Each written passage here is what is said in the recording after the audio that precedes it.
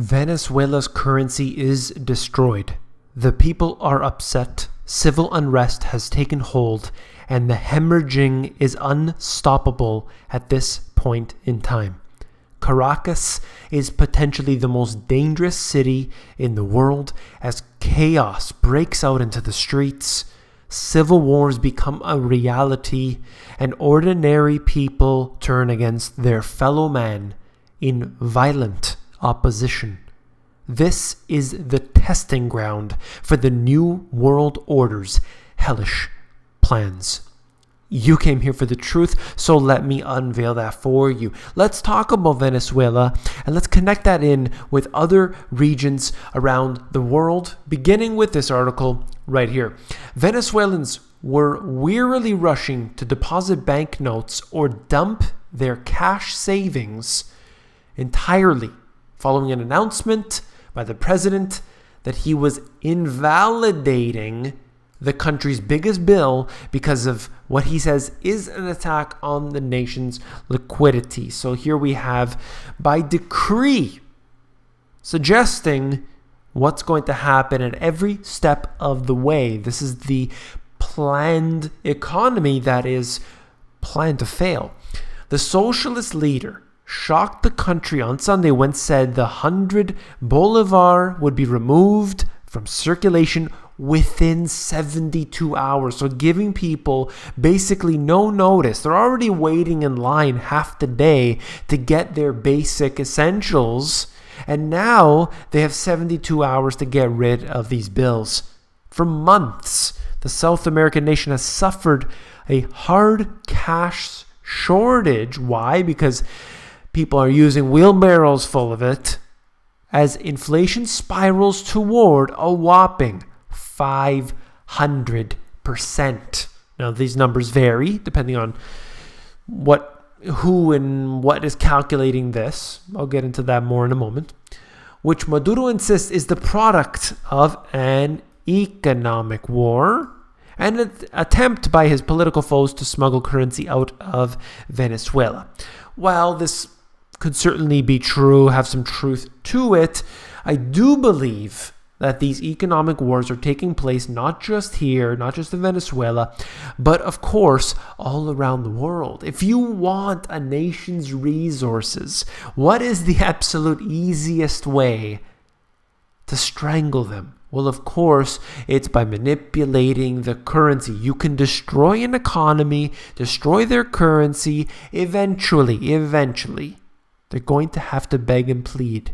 And there will be nations, supranational entities, which come to the rescue, so-called rescue, of that nation. And don't worry, because the corporations who own and control every country around the world will be there to rape and pillage every last bit of those resources. Let's look at this next article here. Again, talking about Venezuela. The central bank hasn't put out inflation data all year, but this individual and his team say the annual inflation as of December 9th is 375%. So even those, a low ball in this estimate is 375%, okay? You can't keep up with 375% annual inflation. It's not possible. It's destroyed. It's gone. Others have said the number could be running twice that high, and I believe they could be referencing the IMF suggesting 720% within 2016. Economists and administration critics blame the soaring prices on the failed economic policies, including the draconian price and currency controls, which perversely have fueled speculation in the black market. You can't stifle this. You can't control it. In fact, it's like that, the beach ball underwater effect. The harder you push it down, the quicker and the more acceleration you give it on the way back up. The economic warfare being waged by the shadowy forces. On Friday, the government confiscated, this is what I'm talking about a dictatorship, okay? The government confiscated 4 million toys from the warehouse of this individual here company, one of the country's largest merchandise distributors. The government accused the company of hoarding the trinkets. Hey, you're not sharing the wealth. They could be sold at 54,000% markup. Now, those seized toys will be distributed at fair prices. So they're going to give these toys out to the children around the cities. And they're going to try to do this to essentially get in good with the family. Say, hey, look, he's trying to do something good. He's trying to, win us back. He's not so bad of a guy. And literally robbing this company. Now, maybe they were up to no good. Maybe this company is, not the nicest out there. But to steal from the company, to have the government go in and steal from this company and give it away to the people, that is not a solution in any which way or form. I do see this as basically what they do all around. Think of all the taxpayer bailouts. When you have a corporation that is stealing, a lot of these investment companies essentially stealing from the people. Look at all the banking establishments. Steal from the people. They go bankrupt or on the verge of bankruptcy. The government comes in and says, don't worry, we'll bail you out. They use the taxpayer money, that's your dollars and my dollars, being used to bail out these corporations. And what happens? What do we get from it? Maybe you get that little rebate. Cash for clunkers program. What about that? Maybe you get that little benefit. You got $500 now. Wow. I got some of that bailout. I'm feeling good. But, 3 people in your inner circle lost their jobs. Your wage didn't increase this year or the next year or the one after because of hard times, economic struggle. How many times did I have to hear that myself? No raise this year. Company's not doing so well. How many of you heard that before? Look at this. This is the Baltic Dry Index, in my opinion, one of the most important indicators of the health of the global economy. Look at this chart and look at a chart that they will not, I repeat, they will not, once again, they won't show you in the mainstream media, because this shows how bad things are. Everything was booming, in the early 2000s, up until the financial crisis. You had a little rebound afterwards, and that quickly ran out of steam. Today, not quite at an all-time low, but basically at an all-time low. And this is essentially showing you global trade. Okay, that's generally what we're looking at here. Think about it for a moment here.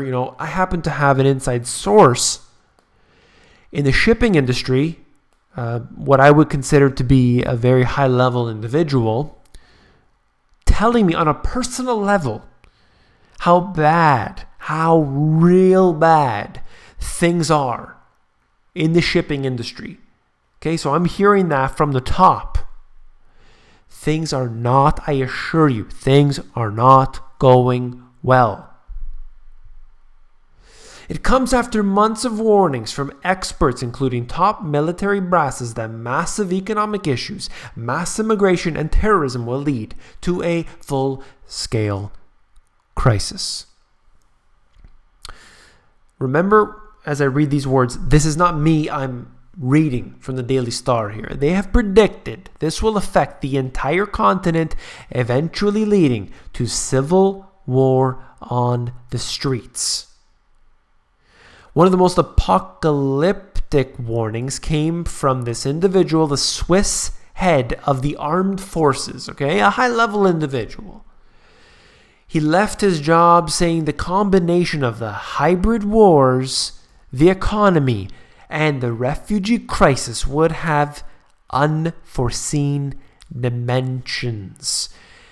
He then claimed that social unrest was something that Europe's leaders and armies had to be prepared for. Okay, remember all of these words: hybrid wars, economy, unforeseen dimensions, refugee crisis, social unrest, civil war on the streets, and the apocalyptic warnings are all within that same theme that I talk about on practically every single one of my videos. And here we're hearing it from the Swiss head of the armed forces. Okay, this is serious. It's not just in Europe, although he's highlighting that. It's going global.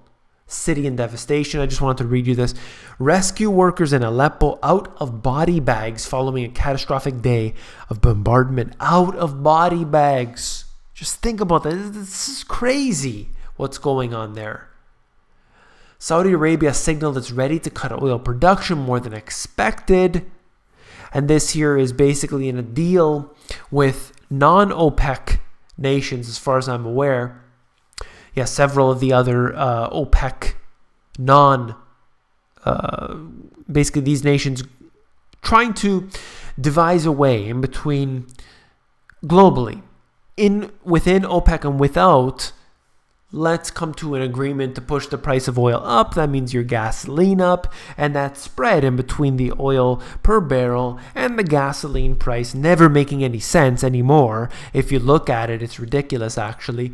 And you'll see that spread increase. Thank you very much. It's wonderful. Then we have all that, fake news information that was coming out. This is out of Ron Paul's Liberty Report. Publishing, look at this, the list of journalists who colluded with the Clinton campaign. Check this out for yourself. You could just see all of these individuals: ABC, Bloomberg, CBC, CBS, everything all the way down. As you see it, all colluding with the Clinton campaign.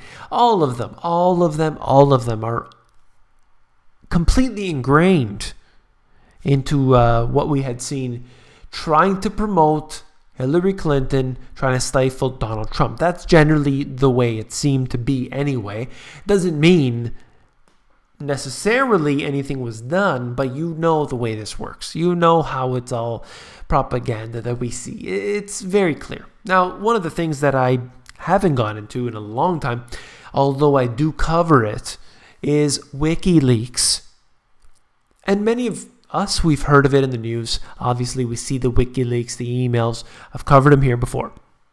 But have you actually gone to the WikiLeaks website? It's actually very, very informative. Very, very cool, in fact. They have a search word. You could type for anything you want. But if you want to know about a particular email, for example, the Podesta emails, and you want to search for something like spirit cooking, for example, you can go in there and they have a custom search which will allow you to search through his emails. And you can just type in the words you want and you'll get the emails that correspond to that. So it's very, very good, very detailed. So if you've read about anything in the news, you can actually go to WikiLeaks and search specifically in there. WikiLeaks has changed a lot since I first started going to this website. Clearly has been overhauled to some great degree. If you found this video informative, please give me a thumbs up. If you hate my face, if you don't like me, give me a thumbs down. I'd appreciate that as well. All right.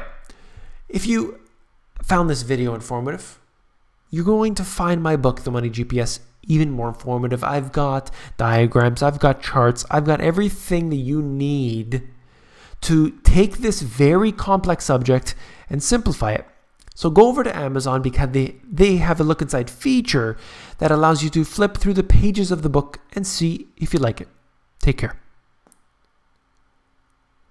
I just wanted to acknowledge everybody who commented on the previous video where I asked for suggestions, comments, criticisms, everything else. I also want to thank, there were several individuals who made donations to me.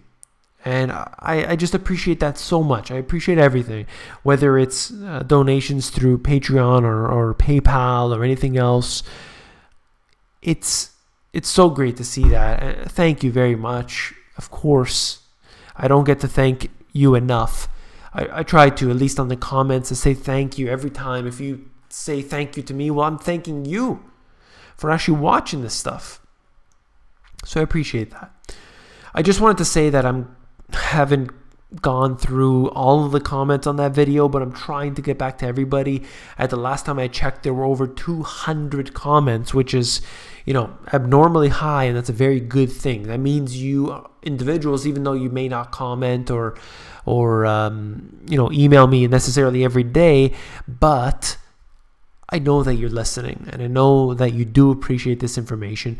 Generally, I want to do a video in reply to all that, but generally what I would say is that you individuals, you like what you're seeing here, you want to see more, you definitely want to see interviews. If you are expecting an interviews on this channel, what I would say is that, although that's not really what I do here, I've got something planned. I've already contacted the individual.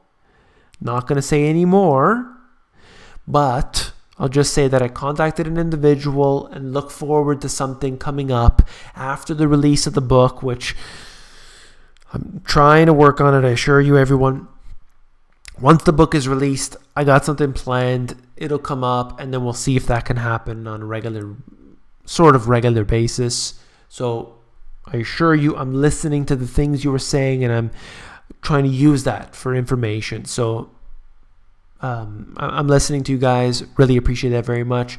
That's enough for this video. It's gone on too long. Once again, thank you all.